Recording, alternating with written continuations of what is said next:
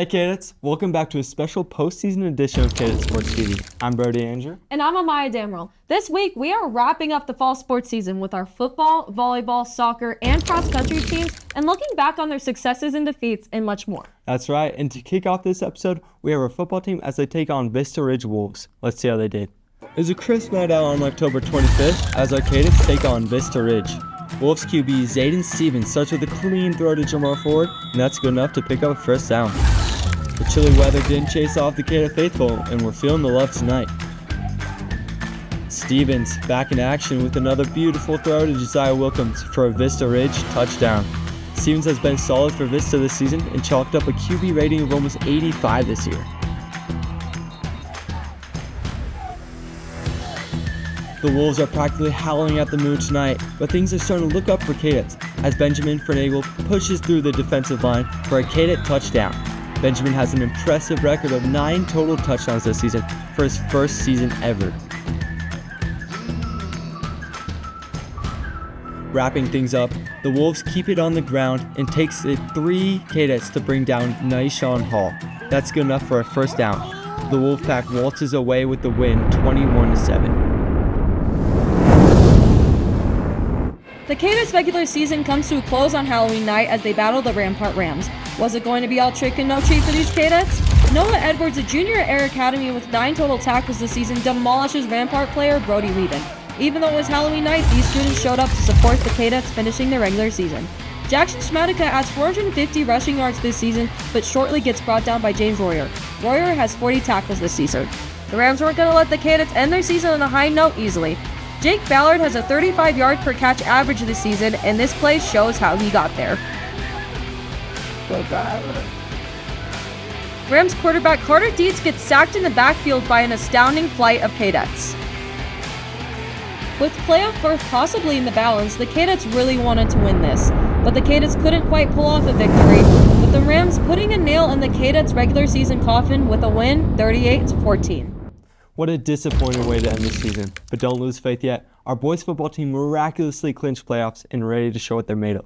The boys took on Heritage in Littleton on Monday night in the first round of playoffs. Let's see how they did. Air Academy faces Heritage in the first round of playoffs of 4A football.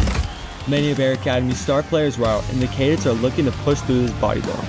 Heritage player Rigby Schwarm starts off the night with a touchdown, and things are not looking good for the Kadets.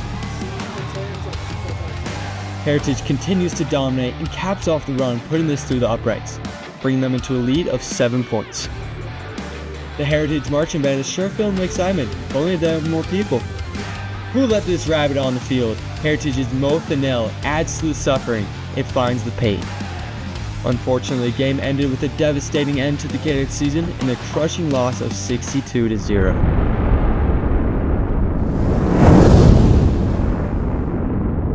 That was a terrible way to end the season, but pretty impressive for a new team and a new coach. Oh, absolutely. And there's underclassmen ready to step up for next year. I'm excited to see what happens next. Speaking of playoffs, we have a boys soccer team who is currently 3rd in 4A division. Let's check out and see how they did in their journey in the playoffs. The Kadets easily breezed by their previous competition in the first round of playoffs when they faced the Devlin Jaguars on Halloween night with a final score 3-0. We'll have more on current athlete of the week Jackson Gore in just a few, but he's on the hunt for his 9th shutout of the season. Second round action, even though it was a chilly night, the Kadets were looking to heat things up as they took on the Greeley Central Wildcats. Last week's historical snowstorm hit the area in the middle of the match, slowing down the pace of the game. Although the Wildcats battled fiercely, they were no match for our all-star Kadets. The final score for this game was a whopping 7-1. We are currently filming this episode before the semifinal game against Battle Mountain up in Denver. If our boys win, the party's coming back to Colorado Springs for the state championship at Widener Field, Friday, 6:30. K-Nation, show out. If this does happen, Kadet Sports TV will be here to give you all the highlights and updates about the game, so stay tuned. Moving on, it's time for everyone's favorite segment, Athlete of the Week.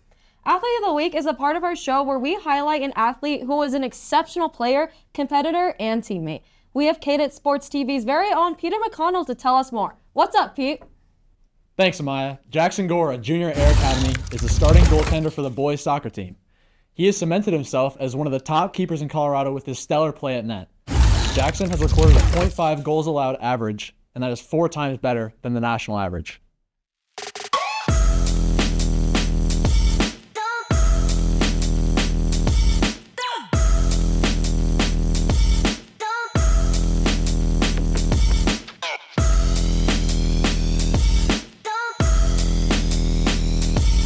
Jackson has almost as many shutouts as he has goals allowed this season.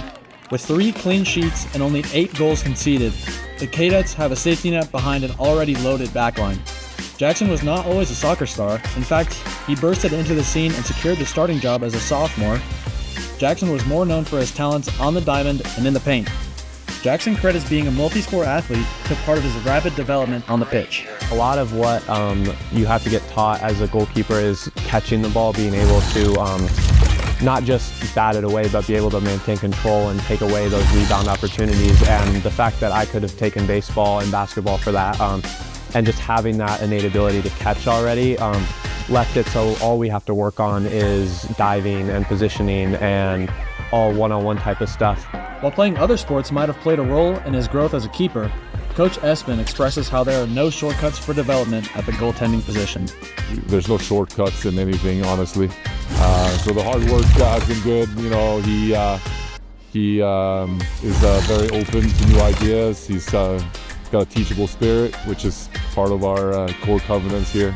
Jackson is reaping the benefits of all that hard work as he looks to lead his Airbirds to a state title for the first time since 2018. Not only has Jackson taken a step up in his level of play, but he has taken on a bigger leadership role on the team. Being a goalie, he is the field general, instructing his defenders where to go and what to do. Let's see how Jackson views his role, not only as the shot stopper, but as a leader.